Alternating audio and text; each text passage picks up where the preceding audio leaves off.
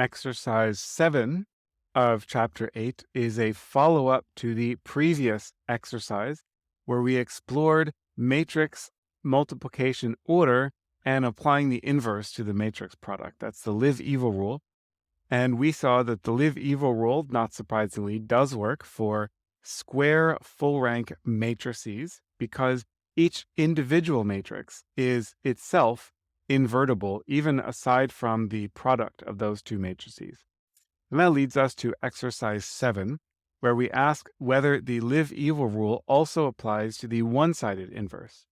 So imagine we have a matrix T such that T is a tall, full column rank matrix. So that means that matrix T does not have a full two-sided inverse, but because it is column rank, a full column rank, it does have a one-sided inverse. And you know that the one-sided inverse, the left inverse of matrix T, involves the inverse of T transpose T.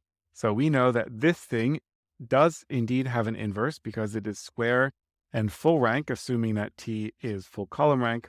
So the question is, can we so blithely apply the inverse operation to each of these individual matrices as long as we are appropriately swapping the order? So here I write this out with actually the order not swapped, so we could also test this, although we learned from earlier in the chapter and also in the previous exercise that this doesn't work. But, you could also ask whether T inverse and times T inverse transpose is the same thing as T transpose T and that product inverted. Now, we can start by making a prediction and then test it in Python, but you should already know that the answer is no. This does not work. The live-evil rule does not apply to the one-sided inverse, and that's because these matrices are not individually invertible. They are invertible only when they are multiplied together.